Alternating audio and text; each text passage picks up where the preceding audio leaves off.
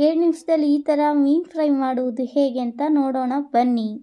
Welcome back to my channel. ನಾನು ನಿಮ್ಮ ಸೌಮ್ಯ. ಎಲ್ಲರೂ ಹೇಗಿದ್ದೀರಾ? ಐ ಹೋಪ್ ಎಲ್ಲರೂ ಚೆನ್ನಾಗಿದ್ದೀರಾ ಅನ್ಕೊತೀನಿ. ನಾನು ಕೂಡ ಸೂಪರ್ ಆಗಿದ್ದೀನಿ. ಇವತ್ತು ಮಾಡ್ತಾ ಇರೋದು ಮೀನು ಫ್ರೈ, ಚಿಕ್ಕ ಮೀನಿನ ಫ್ರೈ. ಈಗ ಅರ್ಧ kg ಮೀನು ತೊಗೊಂಡಿದ್ದೀನಿ. ರುಚಿಗೆ ಬೇಕಾದಷ್ಟು ಉಪ್ಪನ್ನು ಮಿಕ್ಸ್ ಮಾಡ್ಕೊತಾ ಇದ್ದೀನಿ. ಈಗ ರುಚಿಗೆ ಬೇಕಾದಷ್ಟು ಖಾರ ಪುಡಿನ ಮಿಕ್ಸ್ ಮಾಡ್ತಾ ಇದ್ದೀನಿ. ನಮ್ಮ ಕಡೆ ಈ ಮೀನನ್ನ ಸೋಸಲು ಮೀನು ಅಂತ ಕರಿತೀವಿ. ನಿಮ್ಮ ಕಡೆ ಏನಂತ ಕರಿತೀರಾ ಕಮೆಂಟ್ ಮಾಡಿ.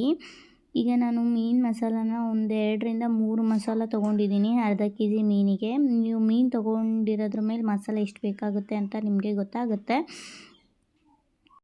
ಹಾಗೆ ಹೊಸ್ದಾಗಿ ನೋಡ್ತಾ ಇರೋದಾದರೆ ನಮ್ಮ ವೀಡಿಯೋಸ್ನ ಚಾನಲ್ ಸಬ್ಸ್ಕ್ರೈಬ್ ಆಗಿಲ್ಲ ಅಂದರೆ ದಯವಿಟ್ಟು ಚಾನಲ್ ಸಬ್ಸ್ಕ್ರೈಬ್ ಮಾಡ್ಕೊಳ್ಳಿ.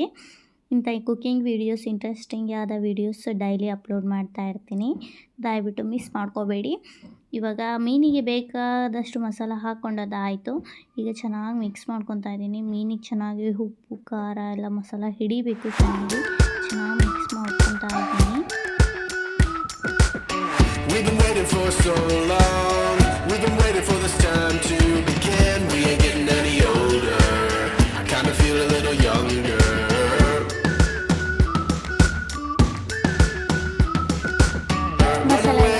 ಹಾಫ್ ಆನ್ ಅವರ್ ಫ್ರಿಜ್ಜಲ್ಲಿ ಎತ್ತಿಟ್ಕೊಂಡಿದ್ದೆ. ಹಾಫ್ ಆನ್ ಅವರ್ ಎತ್ತಿಟ್ಕೊಳ್ಳಿ, ಆವಾಗಲೇ ಮಸಾಲ ಕ್ಲೀನಾಗಿ ಮೀನಿಗೆಲ್ಲ ಹಿಡಿದಿರುತ್ತೆ. ನೋಡಿ ನಾನು ಎತ್ತಿಟ್ಕೊಂಡು ನೋಡಿ ಹೇಗೆ ಮಸಾಲ ಎಲ್ಲ ಕ್ಲೀನಾಗಿ ಹತ್ತಿದೆ. ಈಗ ಎಣ್ಣೆ ಆಲ್ರೆಡಿ ಕಾಯಕ್ಕೆ ಇಟ್ಟಿದ್ದೆ. ನಾನು ಕಾಯ್ತಾ ಇತ್ತು ಎಣ್ಣೆ, ಹಾಕಿದೆ ಮೀನು ಫ್ರೈ, ಮಸಾಲ ಕಲಸಿಟ್ಕೊಂಡಿರೋ ಮೀನು.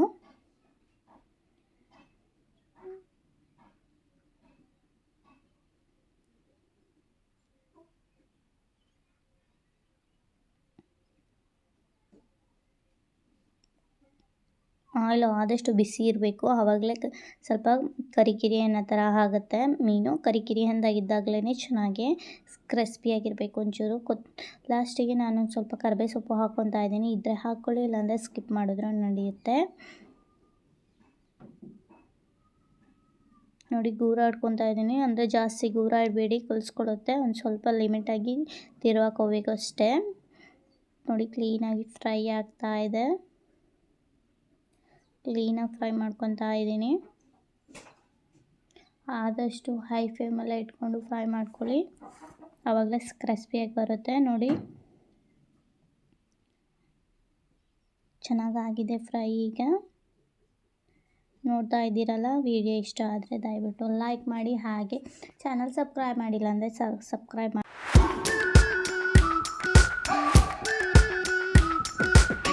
We've been waiting for so long.